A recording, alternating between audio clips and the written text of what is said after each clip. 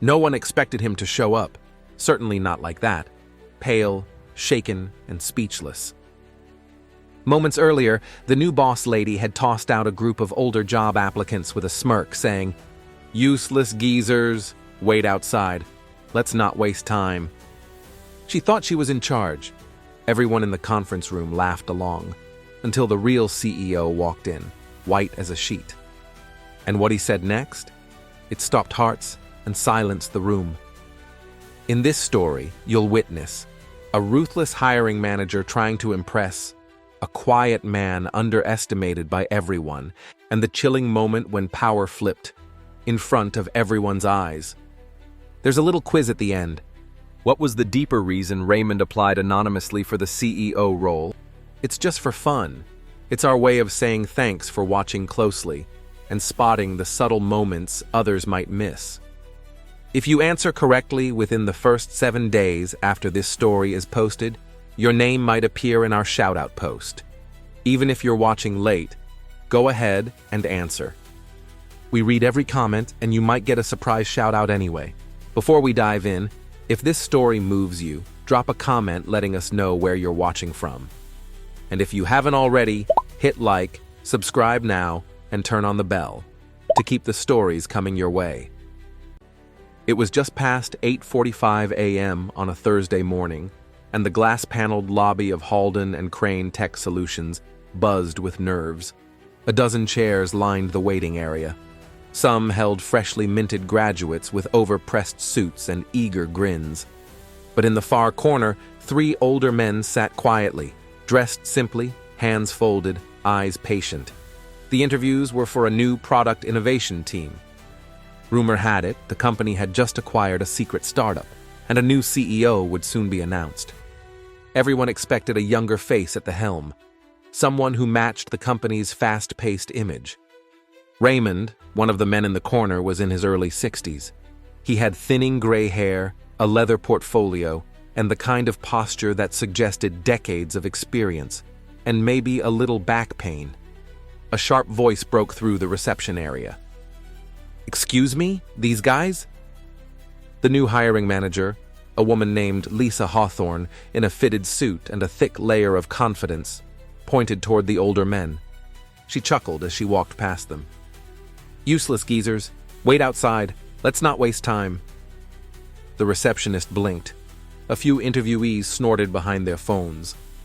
Lisa guided the younger applicants into the main conference room, where she began her pitch about the future of work and fresh perspectives. The 3 older men stood awkwardly for a second. Raymond glanced at the others, gave a small smile, and nodded. They stepped outside into the sun-drenched courtyard. Minutes later, the glass doors burst open again. A tall man in a navy coat stepped inside, his breath uneven. His face was pale, drained of color, every eye turned. It was Raymond, but not as an applicant. The receptionist stood up immediately. A beat passed. Then Lisa turned and said a little too loudly, "Oh, sir, sorry, but interviews are—" She froze, because Raymond wasn't alone. A senior legal executive and a board member trailed him, and the moment Lisa's eyes landed on the folder in his hand, the one with the company seal and the embossed CEO appointment, her voice caught in her throat. No one said a word as Raymond walked calmly to the head of the table. He didn't yell, didn't gloat. He simply looked at Lisa and asked, "Did you say something about geezers?" Her face turned crimson. One of the younger candidates sank into their chair. Another nervously cleared his throat. Lisa tried to explain. Something about a joke, energy, corporate fit. But the room already knew. The meeting that followed wasn't about hiring. It was about values. And who gets overlooked simply because of a number on their resume. Lisa sat stiffly in her chair, her hands clasped so tightly in her lap that her knuckles turned white. Across from her, Raymond leaned forward, elbows resting lightly on the table, the CEO folder unopened but visible. His expression remained unreadable, neutral, almost calm, but the silence that stretched between them was anything but. "I assume," he said finally, "you've reviewed all candidate files?" Lisa nodded quickly. "Yes, sir, of course. Everyone's been vetted." Raymond's eyes moved across the table. "Except the 3 gentlemen you asked to leave." There was a slight rustle of discomfort from the others in the room. A marketing associate glanced at his tablet. The HR coordinator coughed into her hand. Lisa didn't respond immediately. She pressed her lips together before finally saying, "They didn't fit the culture we're building." Raymond let that hang in the air. The culture we're building. He reached into his folder, pulled out a copy of a company memo, and laid it flat. It was from 3 months earlier, titled Strategic Reintegration of Legacy Talent. "We've been working to bring experience back into our innovation process," he said. "Not to repeat the past, but to stop pretending we invented everything from scratch." Lisa shifted in her seat, the thin veneer of composure beginning to crack. "Sir, I wasn't trying to be disrespectful. You were efficient," Raymond interrupted gently. "You thought you were optimizing the room, maximizing your time. That's the thing about shortcuts, Lisa.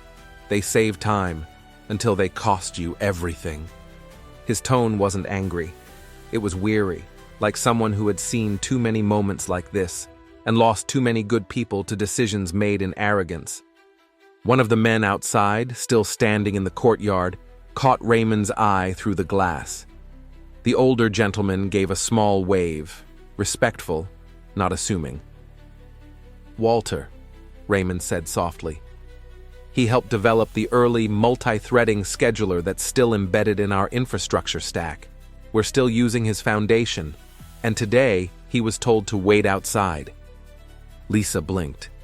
"I didn't know." Raymond tilted his head slightly. "But you didn't ask." A long silence followed. Then Lisa's voice, just above a whisper. "Does this mean I'm being replaced?" Raymond didn't answer. He stood, gathered his papers, and said simply, "This meeting isn't about punishment. Not today." But it wasn't forgiveness either. The news spread fast. By noon, the company's Slack was buzzing with whispered threads and private channels. Is it true the new CEO was one of the applicants? Lisa got scorched in the meeting. "I heard the old guys were like tech pioneers." In the break room, engineers swapped half-true stories about Raymond. Some remembered him from a keynote 5 years ago. Others thought he'd retired. A few had even read his essays on ethical leadership, now quietly pinned to the company's internal wiki. But no one knew why he had applied anonymously, why he had sat in that waiting room like just another applicant. That question haunted everyone, even Lisa. That afternoon, she went to her office and closed the door. Lisa had worked for 12 years to reach her position. She came from a small town in Michigan, clawed her way up through marketing, strategy, and finally executive leadership. No handouts, no shortcuts. Everything she had, she fought for. But no one cared about that now, not after what happened in the conference room. She replayed the morning in her head, searching for a way to justify it. But every version felt worse than the last. She hadn't just dismissed those men. She had humiliated them, in front of junior staff, in a way that couldn't be unsaid. Her phone vibrated. It was a message from the chairman of the board. He was testing us. Only a few of us passed. No other context. Lisa stared at the message for a long time. Testing us? She felt something twist in her stomach. Meanwhile, Raymond stepped into the server room on the sub-level floor. It was empty, cold. The hum of machines filled the silence, a familiar rhythm that settled him. He had spent the last 10 years as an executive advisor, far from the daily chaos of operations. But being here again, among the wires and fans, reminded him of who he used to be. He wasn't angry at Lisa, not really. He had seen worse. But what gnawed at him now wasn't her words. It was the room's laughter, the quick, effortless way people joined in, how no one spoke up, not even the HR lead. He picked up a monitor display and looked at the schedule for the week. His eyes landed on one initiative: Future Talent Showcase, Thursday, 10 a.m. It was Lisa's pet project, a recruitment event aimed at attracting next-gen innovators, mostly college students, no one over 30. Raymond made a note beside it: attendance mandatory. Then he added something else in bold: panels will be age-blind. Each presenter will speak without photos or bios. Ideas only. The next morning, Raymond arrived early again. This time, the three older men were already in the lobby, dressed the same, seated quietly, sipping black coffee. Walter, Tom, and Edgar. "Gentlemen," Raymond greeted them, "up for a little disruption?" Walter chuckled. "As long as we don't have to use Slack." Tom added, "I still print out my emails." Raymond smiled. Even better. They followed him to the 12th floor, where an executive off-site room had been converted into a brainstorming zone. Whiteboards, tablets, even VR headsets. "This is yours," Raymond said. "You'll each be presenting at the talent showcase. Anonymous format. No titles, no ages, just your ideas." Edgar looked stunned. "Are you sure? We're not exactly your usual faces." "That's the point," Raymond replied. Lisa found out about the change 2 hours before the event. She stood in front of the updated agenda, jaw tight. Raymond was bypassing her. Again. She marched into the observation room and found him adjusting a microphone. "Sir, this isn't what we discussed." Lisa stepped closer. "This is about making a point." "No," Raymond said softly. "It's about proving one." Then Raymond added, "You'll be part of the judging panel. Listen to every pitch. Score them objectively. Afterwards, I'll reveal who was who." Lisa's face flushed, but she didn't argue. Not this time. The event began at 10 sharp. The first few presenters were dynamic. Coding solutions, sustainability hacks, voice recognition models. Laptops buzzed with notes, panels nodded, applause echoed. Then came Speaker 7. No photo, no bio, just a grainy diagram projected on screen. Walter's voice filled the room, calm, unhurried, deeply precise. He spoke about data redundancy optimization using a forgotten compression standard. Most of the audience had never heard of it. But the results stunned even the most seasoned judges. Then came Tom's talk. Human-first UI design based on cognitive fatigue patterns. Then Edgar's. Predictive issue tracking without invasive telemetry. One by one, they impressed the room. But Lisa, she couldn't stop her hands from trembling because she recognized the voices. They were the same men she'd kicked out just days ago. When the event ended, Raymond stood at the front. "You've heard 12 presentations," he said. "You voted. Now I'll reveal the top 3. He pressed a button. Walter's face appeared first. Gasps rippled through the room. Then Tom, then Edgar. Not one under 60. Lisa stared down at her score sheet. She had ranked all 3 of them in her top picks, every single one. Raymond looked around the room, then straight at Lisa. "This is what happens when we judge thinking, not packaging." Somewhere near the back, someone stood and clapped. Then another, and another. But Lisa didn't move. She looked down at her sheet again, then back up at Raymond. And for the first time since his arrival, she didn't smile, didn't nod, didn't ask to speak. She just walked out of the room, quietly, alone. Outside in the hallway, her phone buzzed again. A new message, from the same chairman. He wanted to know how far bias travels before it hits a wall. Now he knows. Lisa stared at it, then deleted it. But in her chest, something bitter cracked open. Not regret, not yet, but the beginning of something that felt like loss. And as the elevator doors closed behind her, the applause from the conference room echoed faintly, just loud enough for her to hear, but never loud enough to erase. Lisa didn't go back to her office. She left the building, walked past the glass atrium, past the parking lot, out onto the sidewalk that ran parallel to the tech campus. Her heels clicked against the pavement with a rhythm that once felt powerful. Now, each step sounded hollow, a distant echo of control slipping through her fingers. She wasn't humiliated. No, that wasn't it. It was something worse, irrelevant. She had spent years crafting authority, a version of herself that made decisions quickly, with certainty, without pause. It worked. She rose fast. People followed. But now, even her own instincts felt like strangers. And the man who had quietly walked in that day, pale as a ghost, had reversed everything without ever raising his voice. Her phone buzzed. It was her assistant. "Raymond wants to meet privately. 4:15 p.m., top floor, just the two of you." Lisa didn't reply. She didn't decline either. She just stared at the screen for a long moment, then kept walking. Back upstairs, Raymond sat in his office, the one with the panoramic window overlooking the city skyline. His coat was off, sleeves rolled up, a glass of water untouched beside a legal pad filled with notes. He wasn't preparing for confrontation.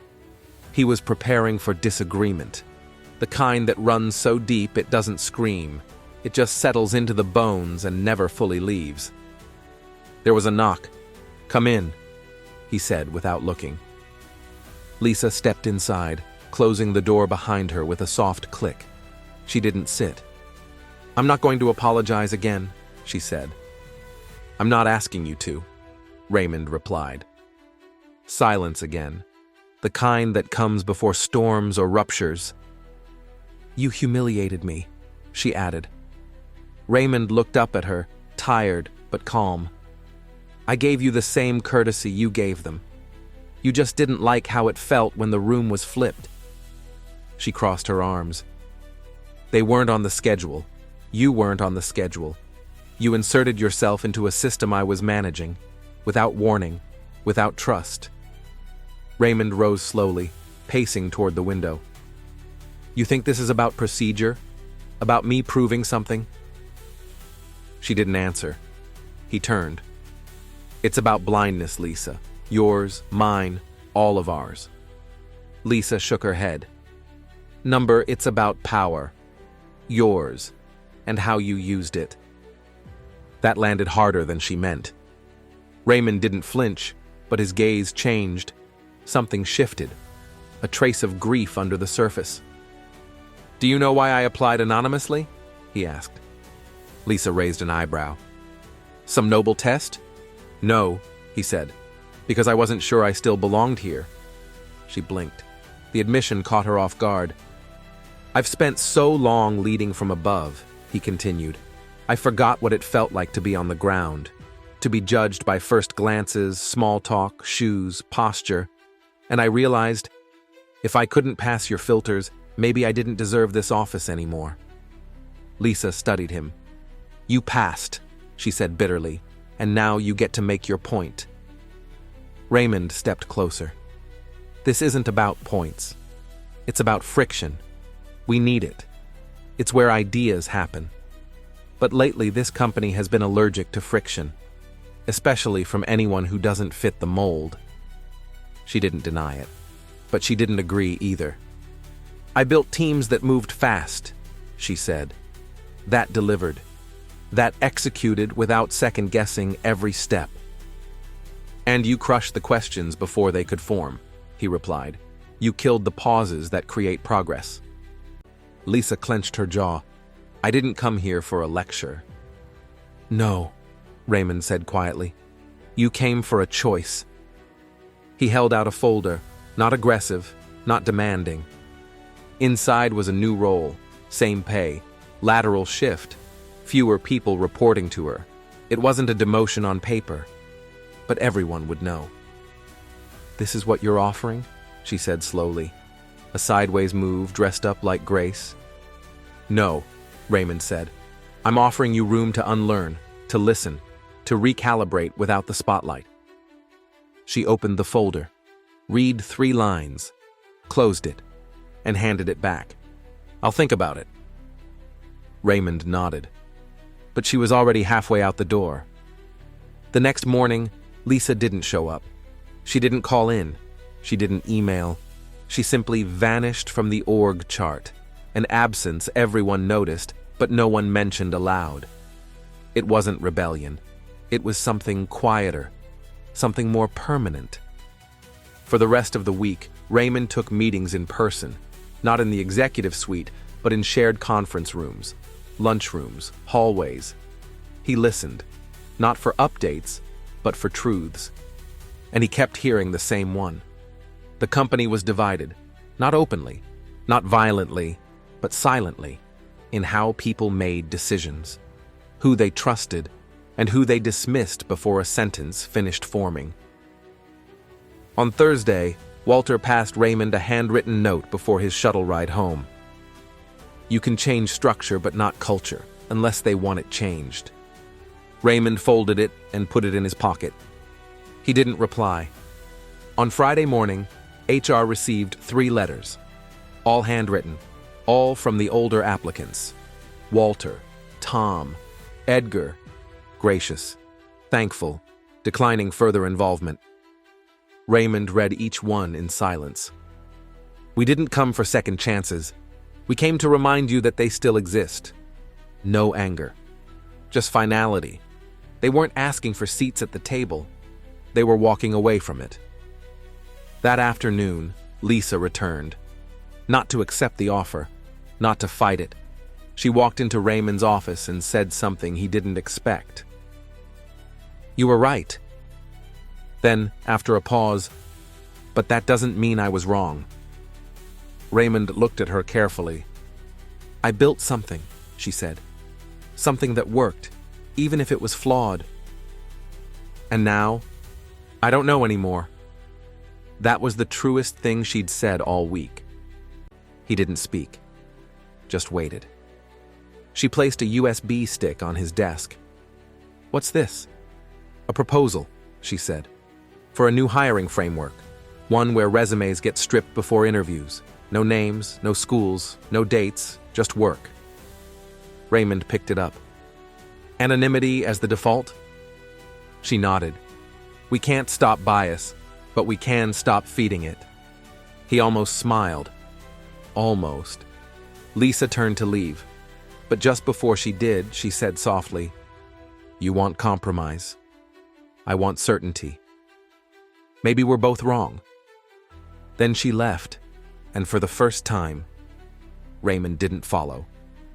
That night, he sat alone at his desk, replaying the interviews, the silence, the quiet departures, the folded note in his coat pocket.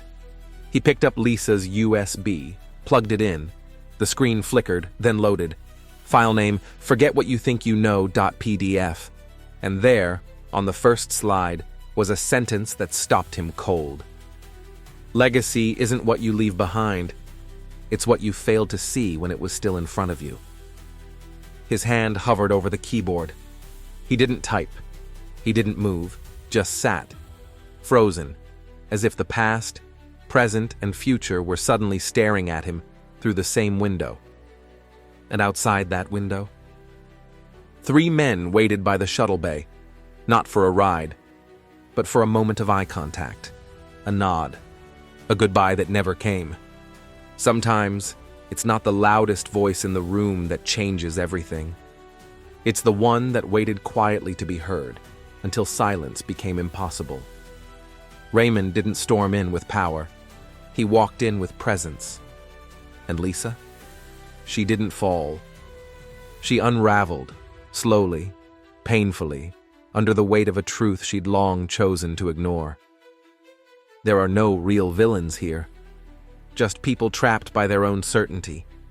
Too proud to bend, too bruised to admit they could have met in the middle, but didn't. And now? The story doesn't end here. It deepens. With each choice, each silence, each moment they still refuse to meet halfway. Because in the end, What you walk away from says just as much as what you stand for. If this story stirred something in you, If you've ever been overlooked, underestimated, or watched power unfold in silence, tell us in the comments where you're watching from. We read every one. And remember, there's a quiz at the end. Be the first to answer. Don't let someone else steal your spotlight. Drop your answer in the comments. If you get it right within 7 days of this video being posted, your name might appear in our official shout-out post. Even if you're watching late, go ahead and answer. We read every comment, and you might get a surprise shout-out anyway. Tap subscribe, hit the like button, and turn on notifications so you never miss the next story.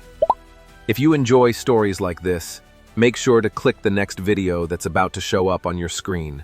We'll see you there. quiz. What was the deeper reason Raymond applied anonymously for the CEO role?